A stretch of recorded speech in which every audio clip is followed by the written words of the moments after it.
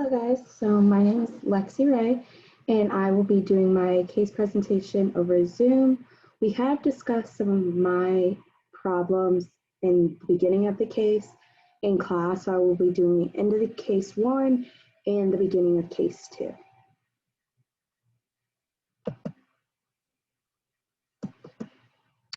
So the first question I have is case one, question 5, and that question asks, for the current year, calculate Ultra Cable's cash flows to investors, measure using its accounting statements what can be garnered about Ultra Cable's performance from this measure. So therefore, as you can see on the screen, I calculated the cash flows for pretty much just CFI. So by doing so, I took the NOPAT, which we discussed in class, and that equals the EBIT times 1 minus the tax rate. So I did that for last year's, and as you can see, I got 377,751. And then for this current year, I got 590,250.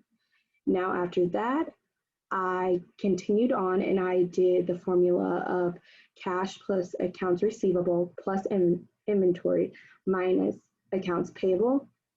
I also did that for last year and then this current year.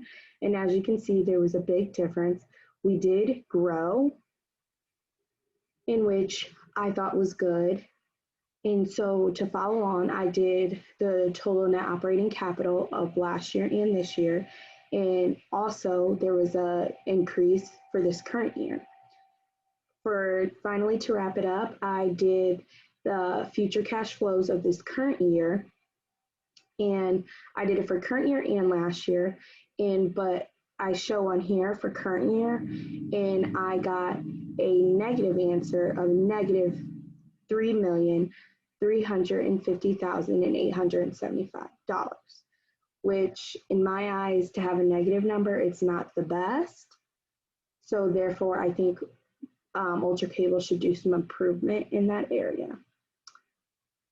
The next question I got is case number 1, question 6, and that question asks, using the firm's net working capital, calculate for the recent 2 years and what can you include about Ultra Capital's liquidity situation. As you can see, I did do the net working capital, and for this current year, we did increase compared to last year with our current assets increasing and both our current liabilities increasing. With those increasing, I would say the corporation has improved their absolute liquidity, but the relative liquidity has declined by doing the current ratio, and the current ratio has dropped. We did do the current ratio in class, but I also wanted to show it on my slide. The current ratio is current assets divided by current liabilities, in which last year was 2.51 and this year was 2.06. That's why I stated that the relative liquidity did decrease, but the absolute did increase because in our net working capital, we did see an increase. For case number 1, question 7, it asks, should the shareholders be concerned regarding the firm's declining cash balance, or should they be pleased with the firm's raising earnings per share? Please explain your answer. I said, without a doubt, yes, they should be concerned because there was a huge decline in the cash balance, even though the current assets did increase, which we saw on the slide previously. We did see that increase, but there was a huge decline in the cash balance, in which that, as a shareholder and even as a company, that's a huge red flag in which they should be concerned. I also stated on my slide that Ultra Cable Corporation should take some steps to alleviate the decline of their relative liquidity, in which we saw on the previous slide that the current ratio, there was a big drastic drop of current assets divided by current liabilities. So now I will be presenting the beginning of case 2, in which that's what I will transition to next. So I did case 2, question 1, and in that question it states, calculate Jillian Pool and Spa Supplies' average annual compound growth rate of sales and analyze its earning performance for the past 5 years. So for that, as you can see on the slide, I did the average annual compound growth formula, in which that is net sales times the with net sales of the ending year divided by net sales of the beginning of the year to the power of 1 divided by the number of shares, in which, as you can see, I did the net sales of the ending of the year, the net sales of the beginning of the year, and I finished that formula and I got 11.05%. With that being said, Julian Pool and Spa sales have increased on the average of that 11.05 per year, and its earning performance of the net income has declined by a very big decline in my eyes, because it went from 32,676 to a negative 2,574, and which I would state that as a very big decline. For the next question, I have case 2, question 2, and that states, in order to shed some light on the firm's financial condition, which statements should Danny analyze and which measures / calculations should he use to compile a detailed report? Please explain. In this, it was very difficult to kind of just figure out exactly what I wanted to use, but as an overall look, I decided on using the income statement and the balance sheet. To me, those are two key elements of reasons why he could analyze and compile a detailed report using those, because those are what we always use for our cash flow statements.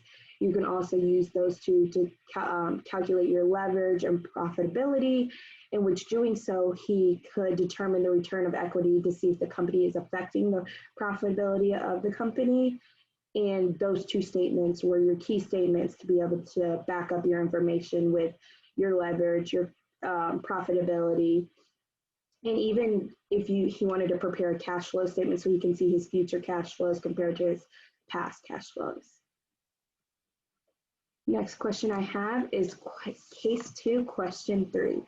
This states, realizing that comparison with an appropriate benchmark is a key component of the comprehensive ratio analyst, how should Danny go about finding a suitable benchmark?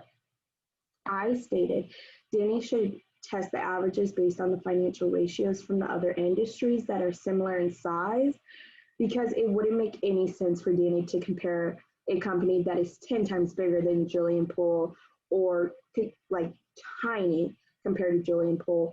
He needs to do some research and calculate with something around the relative size, so then you're actually seeing the effect of being able to compare a company that is in relative size. While some formulas I think Danny should use would be for liquidity, would be like the current ratio as I described in case 1, which is current assets divided by current liability. For market, I think he could do the market value compared to the book value. I think that would benefit Danny because he could see what he's actually marketing compared to what the book value of marketing. And then for profitability, I think the return on equity, as I stated before, I think Danny would get amazing results, and he should test this because you're doing your net income divided by your your shareholders' equity, in which you are seeing the best way of which you are either being profitable as a company or not profitable. That is the end of my case presentation. I am so sad I didn't get to present this in front of you guys in class, but if you do have any questions, shoot me an email. I would love to describe anything in further, and I hope you guys enjoyed. Have a good day.